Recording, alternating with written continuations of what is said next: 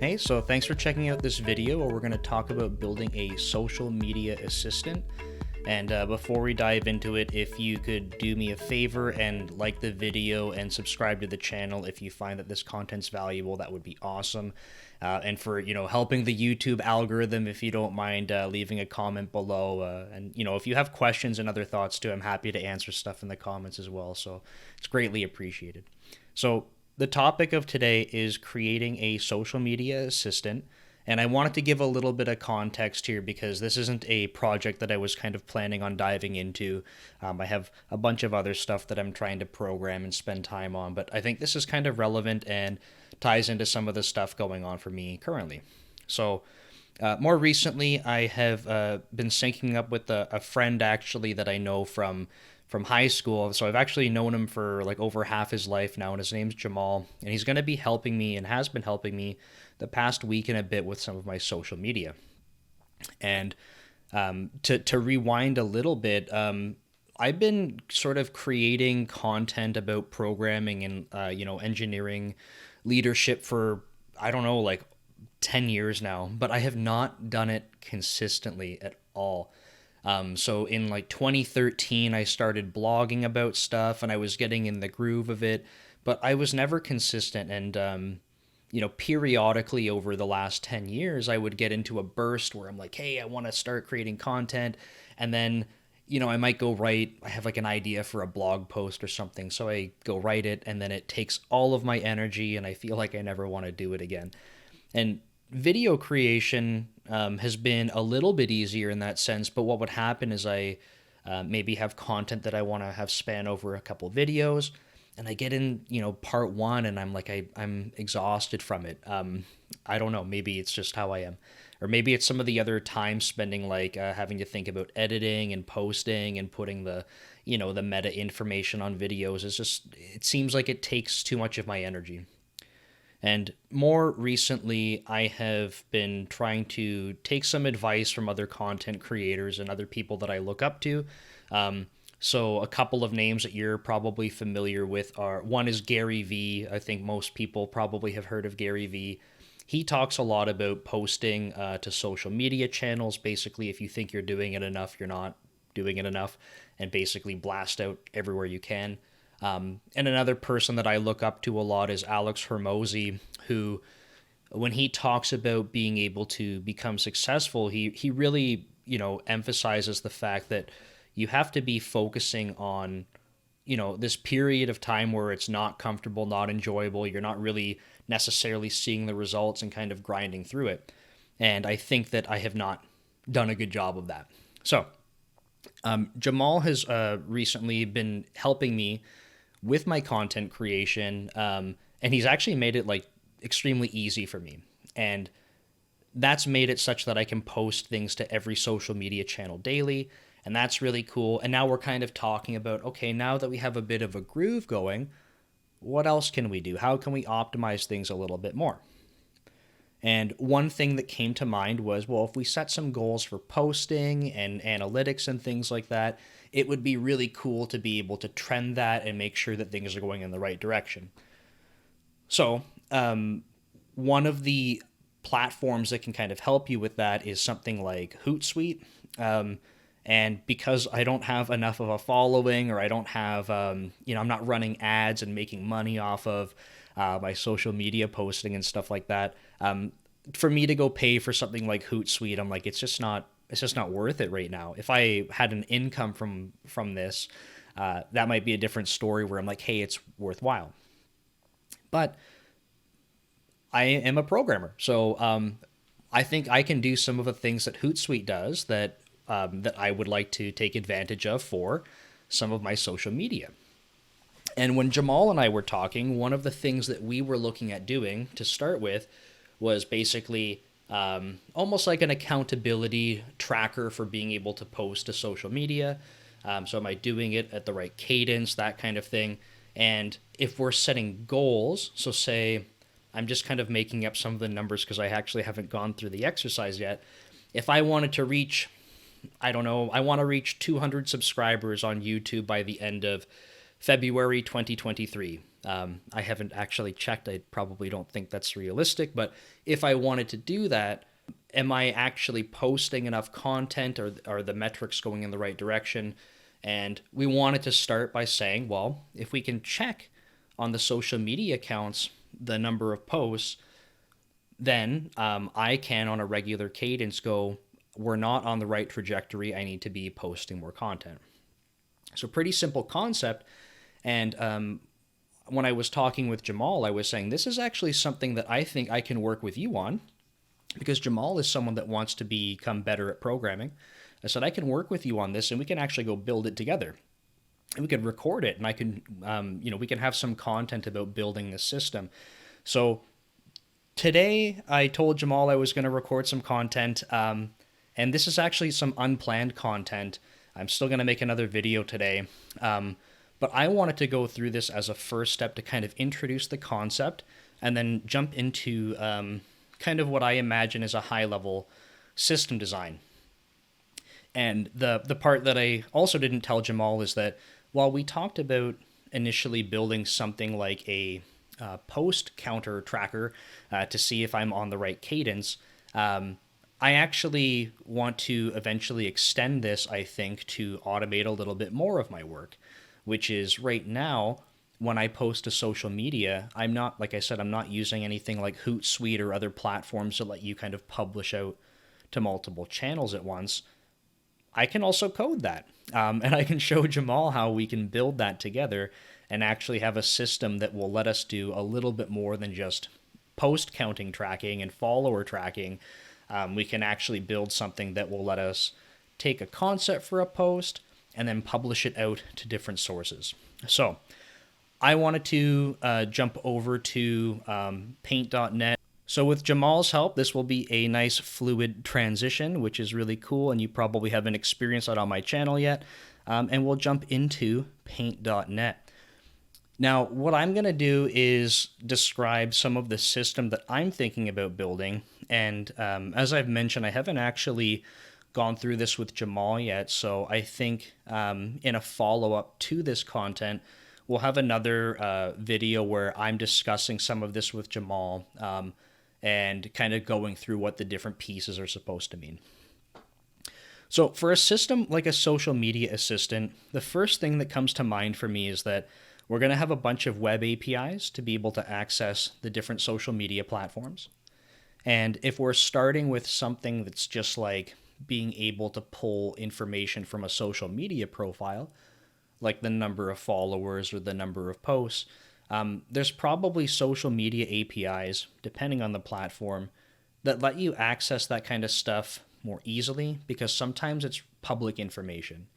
So when we think about social media accounts and different platforms, if you're familiar with them, you might know that if you go onto a particular site, and I'm kind of generalizing this because I actually don't know the specifics of each of them, but you could go onto a specific site, and you don't actually have to be logged in, but you could see, a celebrity, and you can see how many followers they have or something. You can kind of scroll through their content. So some of that's just public information, and API access to that might be a little bit easier. And there's going to be other platforms and other pieces of information that are private, and you will need, a different authentication scheme, or perhaps different API paths to be able to access that. So I'm just calling this out because it's not necessarily more complicated. It's just that depending on how those social media APIs are built, it might look a little bit different. So the first part is going to be that there's going to be some API access, as I mentioned. And the second part that comes to mind for me personally is that, especially when we go into things like posting to different platforms, I'm really thinking that we're going to be able to take advantage of something like a plugin system here. So I think, depending on your level of experience programming and designing systems like this, I would recommend, of course, you kind of start with one platform that you're familiar with. So for example, it might be like, I'm going to pick TikTok, right? TikTok's super popular right now. So being able to look at the TikTok API, checking out, if you give it your profile name, pulling back the number of followers or the number of posts and stuff like that. You might start with that and kind of build an end-to-end solution for checking that in a little tool or something. And then you go, okay, great. Now I want to use, Instagram as the next platform. And what might happen if you're not, experienced kind of designing more extensible systems is that you find yourself kind of putting a bunch of if-else statements, like if TikTok, then go do the TikTok code, else if Instagram, go do the Instagram code. And a lot of the time that can lead to kind of messy code. If you want to refactor some of the code you've written, you might find it's really chaotic to try and manage, and it's hard to extend to other social media platforms over time. So with a plugin system that I'm kind of thinking through, the idea would be that we can kind of abstract some of the concepts away, and then we can drop in new plugins for different social media platforms as we go. So that's something that I want to keep in mind as we go through this. But I'm really terrible at drawing, so this might be kind of fun to watch, and I apologize if this hurts your eyes as I'm kind of trying to draw a system like this. But what I kind of envision, and to start, like, I don't know if we need a GUI quite yet, right? So if we're going to start with some social media analytics or something just to pull back number of posts and followers, what I kind of envision is that we will have a bit of a shell program. So I'm just going to start by drawing something like a box here to just kind of represent the shell. I'm probably going to see if I can just put text instead of trying to write with my mouse, because that's where it's really going to hurt your eyes. And I'm just going to write entry as well, because that's going to be the entry point to our program. And the shell program itself, when we're talking about plugin-based systems, the reason I'm calling it like a shell is because a lot of the other content that we're going to be building to say, actually go do the work to pull stats from TikTok and stuff like that, that's going to be located inside of the plugin. And you will find that with a plugin-based system, you can push a lot of the logic out to the plugins, and you end up having a program that's pretty light, kind of wrapping your plugin logic. And obviously this depends on the style of application you're building. So for this one, we might start with a shell program that's a console app, because I think to start, we can probably just get away with writing things like basically launching the program and having it come back to us with stats, like just print it out to the console. Nothing fancy. I'll talk about maybe some extensions of this later, but a shell program that's an entry point. And I'm jumping the gun a little bit here because I'm suspecting that at some point we're going to want a UI and not actually like a console for doing this. So I'm jumping the gun to say that I want to have something like, I'm going to call it an engine here. And I've told Jamal this, but the the hardest thing in programming is coming up with names for things. So I'm going to call this the engine core. I'm just going to write core business logic as well. So the reason I'm doing this separation out initially is that I envision a fast follow once we want to get into actually doing like posting of content. Typing all of your social, I think, typing your social media posts into a console and then trying to have attach a video to it and stuff, that's going to feel kind of crappy in a console application. It's probably doable, probably going to feel crappy. You want to keep this shell program super lightweight and push logic into this guy here. Okay? Because if later we want to actually build a user interface on top of this, right? I'm just going to draw this box here. We're not going to do this part yet, but this is where your graphical user interface would be. what we'd be able to do is basically connect this down to here, and we actually could get rid of this if we didn't want it anymore. But the point is that if this part was super lightweight, like I wrote, then what's really cool is you didn't waste a lot of time coding it because a lot of your logic was pushed to here already. Okay, so hopefully that makes a little bit of sense. And when I go through this with Jamal too, I'm assuming he's going to have a lot of questions, and we can spend more time going into the details of this kind of thing. So, okay, we're not going to have a GUI right away. So I'm just going to say, no GUI for now because we're not focused on it. And what our engine is going to do to start, again, I'm kind of thinking through this a little bit for the first time, is that I'm thinking we'll launch the shell program. It's not really going to take any parameters or anything like that. We'll probably have to store some credentials and stuff like that. I'll have to think about that because if we go to check this in anywhere or share it, that's going to be interesting. So we'll probably want a file to load credentials from. So let me draw that somewhere. I didn't think this through for where I want to put this. So this is going to be a file, and it's going to have API keys.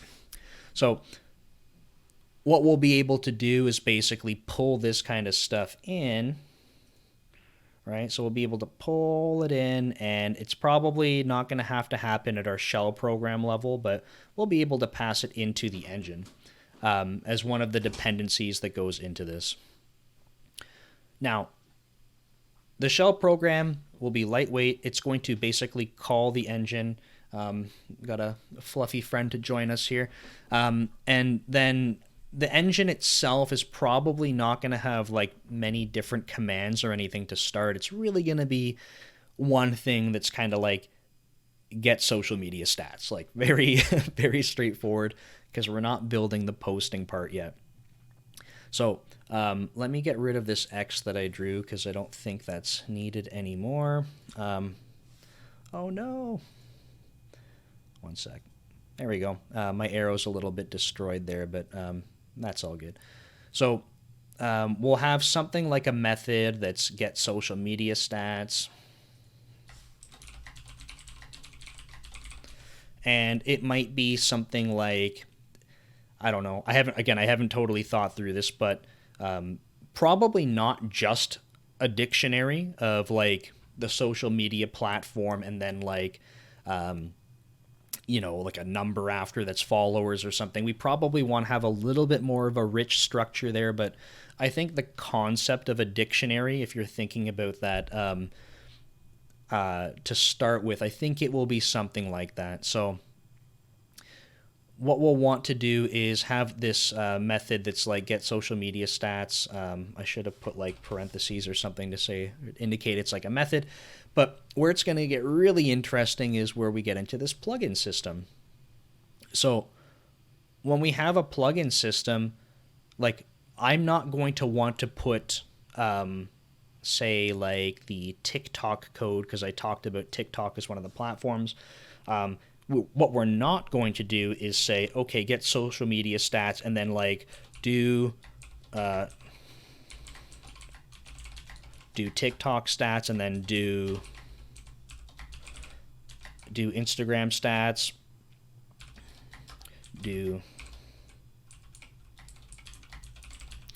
we're not going to do this. And the reason we're not going to do this is because I have some experience building systems that are kind of like this, and not necessarily for social media, but when you want to extend systems and have literally have extensibility as a core concept in a system, one of the things that I do not recommend you do is design it such that you have to go I don't know the best way to phrase this. I've heard it called breaking open a class. We're talking about like classes with respect to programming, right? So if we have to go edit this engine specifically just to go add another social media platform, that could be considered like a code smell or a design smell from an extensibility perspective.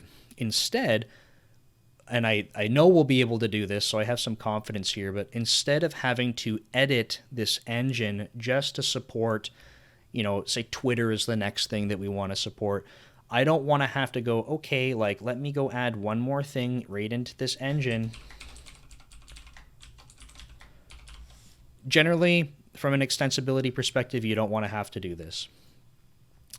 And one of the reasons why, just for a little bit more context, there's lots of videos and information about this kind of thing on the internet, but one of the reasons why this kind of thing is potentially like frowned upon, I guess, when you're thinking about extensibility, is that if you were thinking about how this is all tested, right?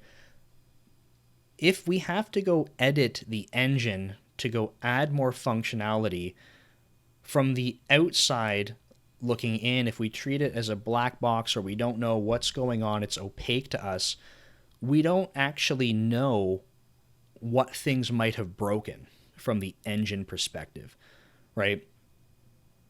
So if it's opaque to us, we don't know. If I could tell you though, hey, look, I added Twitter functionality and I didn't have to touch any of the engine code, then at least from a testing perspective, you shouldn't have to go touch anything in the engine to go exercise, right? I didn't touch it. How could I have possibly broken it? That's not to say that I might not have broken the overall end-to-end functionality by adding a new plugin, but at least specifically the engine is not something that I would have broken. So hopefully that makes sense. We could do more concrete examples of that later from a testing perspective, but that's the idea for why I do not recommend putting the things right into the engine. Instead, we'll take the same train of thought that we're going to have the engine itself be kind of like a shell. So really what the engine is going to do is it's going to do something like a for each loop, right? So this is going to be pseudocode. Pseudocode. And what we're going to want to do is loop through plugins. And then for each of the plugins, I don't know a good way to illustrate this, so I apologize. Loop through the plugins. Then what we're going to want to do is fetch stats. And to do that, we probably want to do some auth. Right? That's why we wanted to pull these API keys in. So we'll have to do some auth. And then once we fetch the stats, the actual engine itself is going to aggregate them. And then once we have aggregated stats in memory, we'll need to make a decision about how we want to actually output that.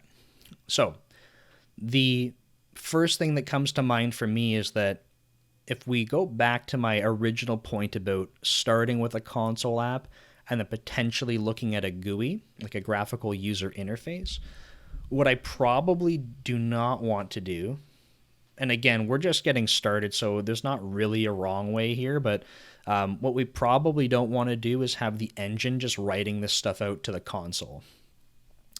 And I say that because, well, if I know that I plan on having a GUI down the road, I'm already expecting that if I have the engine writing to the console, all that information that comes out, I'm going to have to change that if I want to show it in the GUI later, right? So I might say that if we go back up here to the shell program, this will do whatever initialization we need,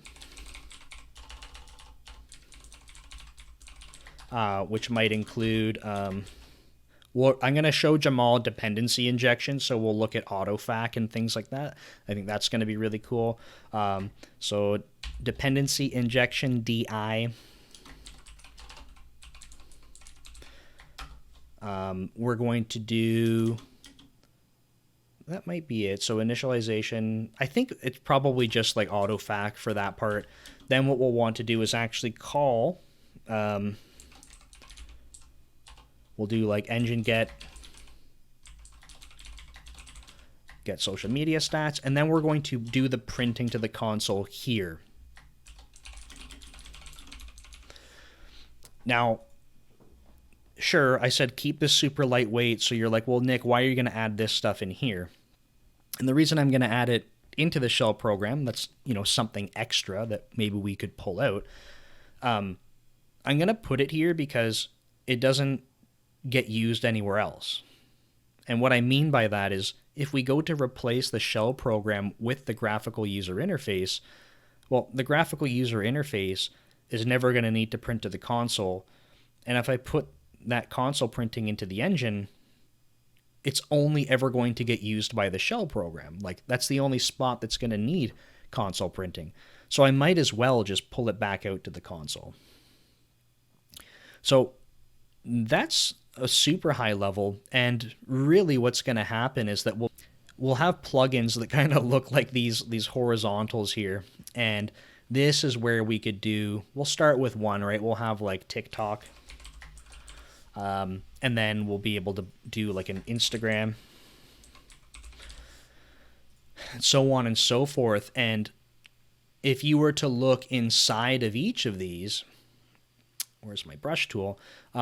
So inside, if we were to go blow this part out, that's not what I want to draw at all. What does that look like inside of each one of these?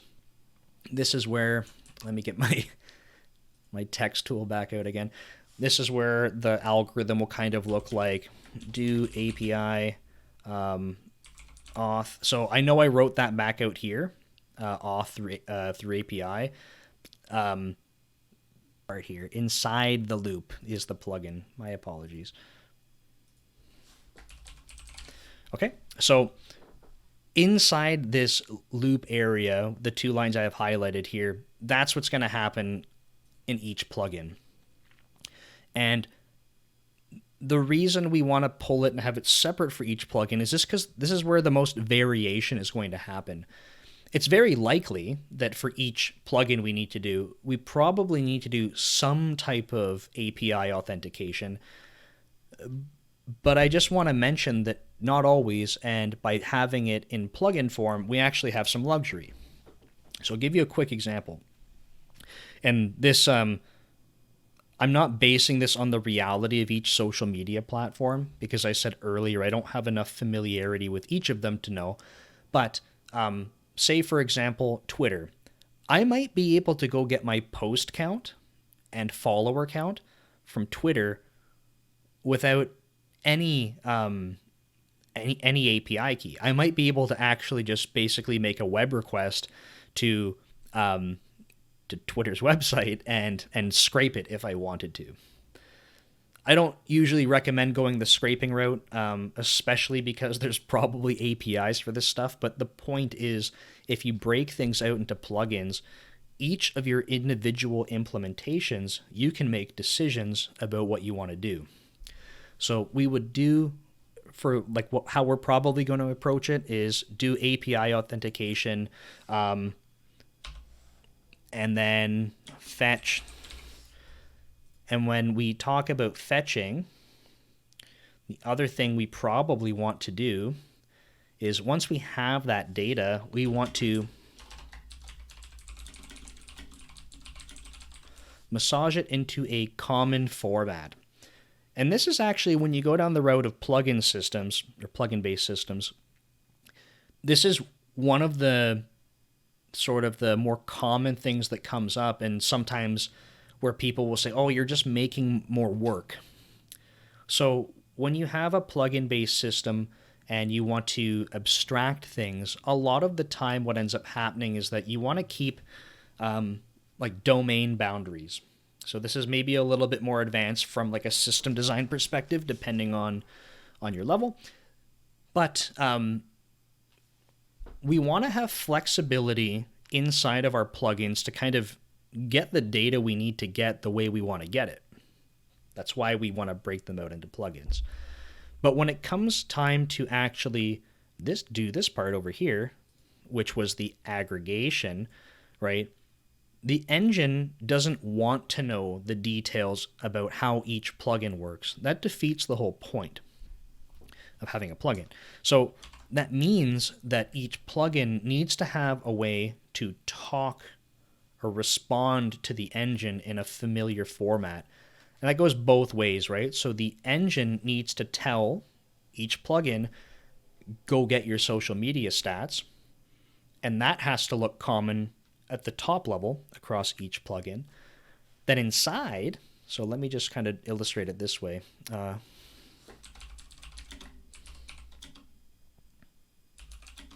Common API per plugin.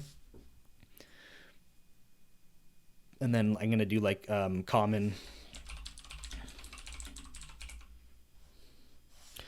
return type. So not the value is not the same from each one, but the type is. So the idea is that when you are calling the plugin from the engine, it's the same API, like it looks the same. Inside the plugin, you do whatever you want to get the job done. And then once you're done, you need to return it as a common type that the engine understands, because it's going to have to aggregate all of that stuff. And it should not have knowledge about the inside of each plugin.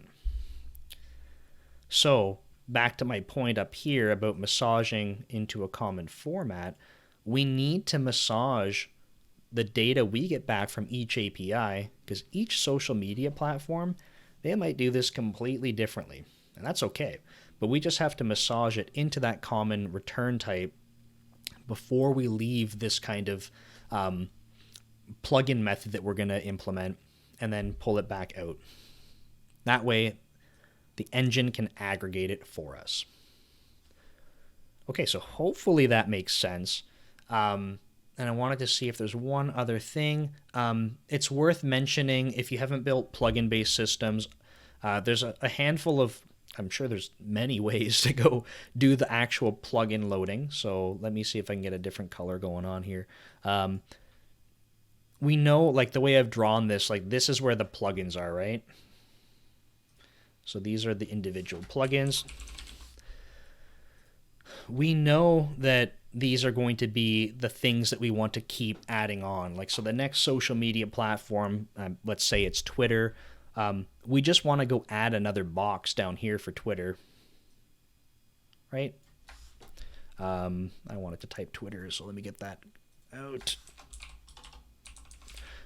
We just want to add to that, and you'll notice, like literally how I visually drawn it here, is that I didn't have to go into the engine and write that, right? I just added a new one here.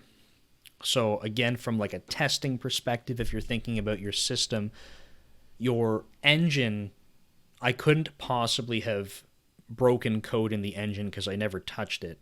But from an end-to-end perspective, sure, maybe my Twitter plugin does this, like,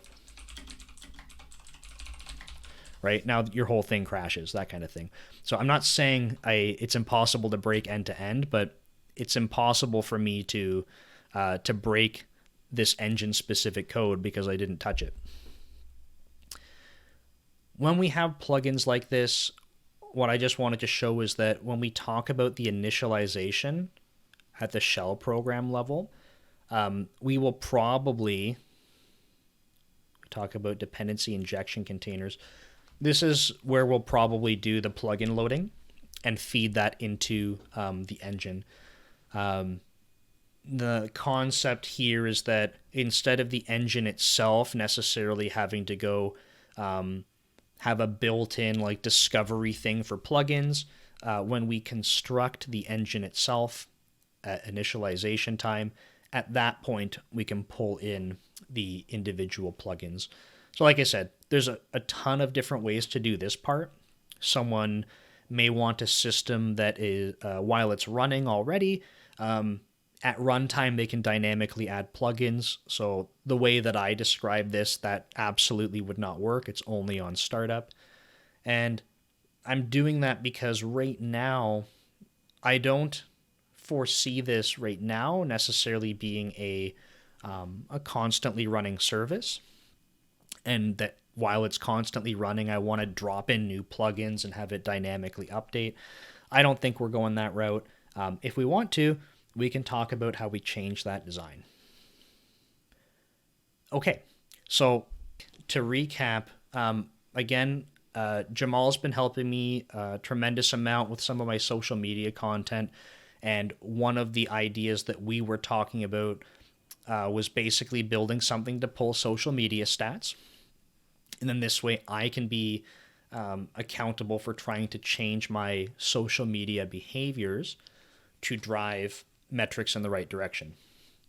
Now, I also mentioned at the beginning of this that I'm not interested in going to pay for other platforms and stuff. And this is also just an opportunity to create more content and actually kind of go through the process of building some cool stuff. So Jamal and I talked about building something that could pull these stats. The system diagrams that I've kind of gone through are my super high level approach for how I would build a plugin based system to do that.